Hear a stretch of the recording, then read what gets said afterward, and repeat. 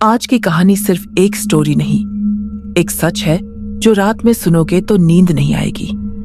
स्वागत है आप सभी का हमारे YouTube चैनल में नाइट टेल्स में। तो चलिए शुरू करते हैं आज की कहानी। आज फिर से देर हो गई। मेरा नाम कार्तिक है। मेरे बॉस ने आज इतना काम दे दिया है, मुझे आधी रात हो गई। अब यह काम खत्म होने को आया है। अब मैं अपने घर जाने के लिए निकलता हूँ। ऑफिस से निकलते ही बाइक अचानक बीच रास्ते में बंद हो गई। ऐसा मानो पता नहीं क्या हो रहा है, मगर अभी भी मेरा घर दूर था। मैं चल के जाने की सोचता हूँ और रास्ते में थोड़ी देर एक बस स्टैंड पे बैठ के आराम करता हूँ। तभी अचानक एक लाल रंग की बस आती है। मेरे तो होश ही उड़ गए। इतनी रात को भी बसें चलती है। मैं क्या दरवाजा खुला और उस पूरे बस में अंधेरा था। मैंने चढ़ते ही कंडक्टर को पैसे दिए और कहा, गोमती नगर की टिकट देना। और फिर उस तरफ से कोई जवाब नहीं आया, मगर उसने मुझे टिकट दी। मैं थोड़ा आगे बढ़ा और लोगों को देखने लगा। सभी लोग सो रहे थे, आड़े तिरछे होकर। और कुछ समय बाद ही मेरा स्टॉप आ गया और मैं उतर गया। जैसे ही मैंने पलट के देखा, वह बस अचानक गायब हो गई, जो मेरे लिए एक अजीब सी घटना थी। यह कैसे हो सकता है? कुछ समय बाद मैंने सोचा यह मेरा वहम होगा और अपने घर चल दिया। अगली सुबह मैं आज गया और आज मैंने बहुत जल्दी ही अपना काम कर लिया और घर जाने के लिए रवाना हो गया। अचानक ही मुझे कल रात की बस का ख्याल आया। क्या ये सच था या क्या था? मैं आज फिर से उसी बस स्टैंड पे खड़ा हो गया और डरने वाली बात यह थी कि यह बस आज भी रुकी और मैं बिना कुछ समझे चढ़ गया बस में। मैंने फिर कल की तरह ही गोमती नगर की टिकट मांगी और उस तरफ से फिर कोई जवाब नहीं आया। इस बार मैंने बस के सवारी से बात करने का प्रयास किया। किसी ने मुझसे कोई बात नहीं की और जब मैंने थोड़ा और ध्यान से देखा तो मुझे पता चला यह बस पूरी तरह से जली हुई थी और अंदर के बैठे सवारी भी अचानक से ही मेरा स्टॉप आ गया और मैं उतर गया।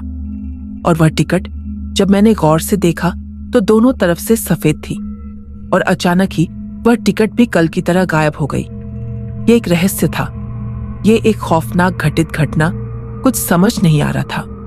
मैंने इन सब चीजों पे ध्यान देना छोड़ दिया और अपने आप के बचाव के लिए इस बस का ख्याल निकाल दिया और अपने पहले की तरह जीने लगा। एक दिन अचानक मैंने किसी व्यक्ति से सुना, हाँ भाई, पूरे 10 साल हो गए उस बस को जले हुए। कहा जाता है उस बस में कुल 20 लोग थे जिन्हें जला के मार दिया गया था। अचानक ही मेरे मन में ख्याल आया कि कहीं यह लोग उसी बस की बात तो नहीं कर रहे हैं। मैंने उस जली हुई बस के बारे पता लगाना शुरू किया। कई दिनों तक कुछ नहीं मिला। फिर एक पेपर मेरे पास आकर गिरा। वह पेपर 10 साल पुराना था। उसमें लिखा था जो संस्था की जमीन के लिए लड़ रहे थे, उनकी बस में आग लगने से दुर्घटना से उन सब की मौत हो गई। बस इतना सुनना मेरे लिए काफी नहीं था। ये आर्टिकल जिसने लिखा था, मैं उसके पास गया। मैंने उनसे पूरी सूचना लेने की कोशिश की। उन्होंने पहले बताने से मना कर दिया, मगर अब मैं इतना आगे आया हूँ, कुछ तो करना ही था। मैंने उस व्यक्ति को पैसे दिए तो वह मुझे बताए कि किया है यह सब और किया था। ये आग सच में लगी थी या लगाई गई थी। व्यक्ति उस बस में बैठे कुल 20 लोग थे जो कि एक केस लड़ रहे थे। इन्होंने अपनी संस्था के लिए एक जमीन ली थी। उन्होंने कई साल से चंदा इकट्ठा करके पैसे जमा किए थे और जमीन ली थी। वह चाहते थे कि इस संस्था में वह अनाथ बच्चे और बुजुर्ग के लिए रहने और खाने पीने की व्यवस्था करेंगे। मगर उस जमीन पे एक व्यापारी की नजर थी। वह उस जमीन पर एक सिनेमा घर बनाना चाहता था। उस व्यापारी ने किसी तरह कहा, अपने लिए कोई और जमीन देख ले। इसके बदले वह पैसे भी दे रहा था, मगर वह जमीन वह सस्ते में लेना चाहता था। उसने कई बार धमकी भी दी तो कुछ लोग ने अपने कदम पीछे ले लिए, मगर यह 20 लोग नहीं माने और उन्होंने उस व्यापारी के खिलाफ केस कर दिया। जब कोर्ट में सुनवाई थी, जब वह जिस बस से आ रहे थे उन्होंने उसके ब्रेक फेल करवा दिए और आग लगा के जला करके मरवा दिए और दिखाया ऐशा की ब्रेक फेल हुआ और दीवार से जाकर टकरा गई और बस में आग लग गई। इस वजह से सब लोग मर गए। जब यह लोग कोर्ट में उपस्थित नहीं हुए तो जज ने अपना फैसला व्यापारी के हक में सुनाया। कार्तिक मन ही मन वह अब उन लोगों की मदद करना चाहता है बस। और फिर एक दिन बस स्टैंड पे आ गया। उसने फैसला किया बस के लास्ट स्टॉप तक जाएगा और कुछ घंटों के सफर के बाद बस एक जगह जाकर रुकी। वह जगह कब्रिस्तान थी। सब लोग एक एक करके अपने कब्र में सो जाते हैं। अब कार्तिक को समझ में आता है यह लोग रोज उस केस के लिए कोर्ट की तरफ जाने के लिए निकलते हैं और उस समय वह पहुंच नहीं पाए तो रोज वह दिन बार बार दोहराते हैं। इनकी आत्मा को शांति नहीं मिली अभी तक।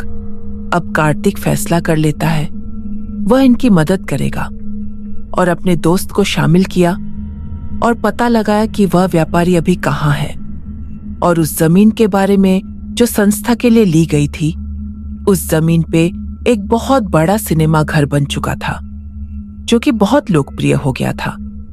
अब बस उन 20 लोगों की मौत का सच्चाई सबके सामने लाना था।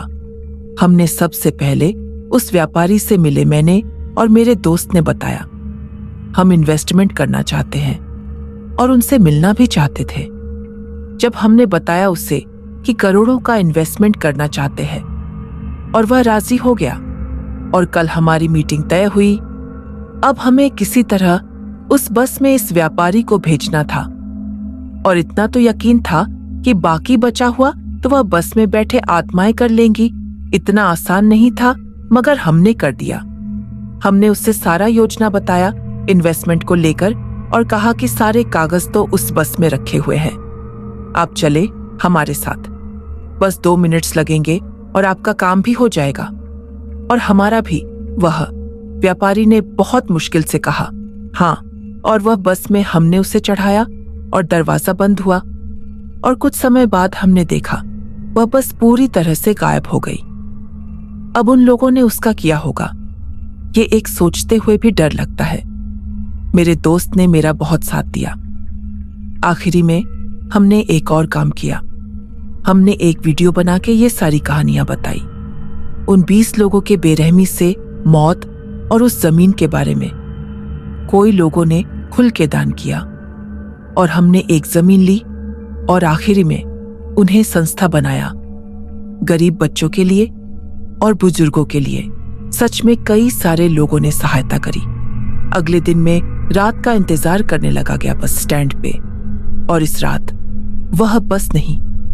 दोस्तों, मैं आशा करता हूं कि आपको यह भूतों की बस डर और रहस्य शीर्षक वाली यह भूतिया बस की कहानी पसंद आई होगी।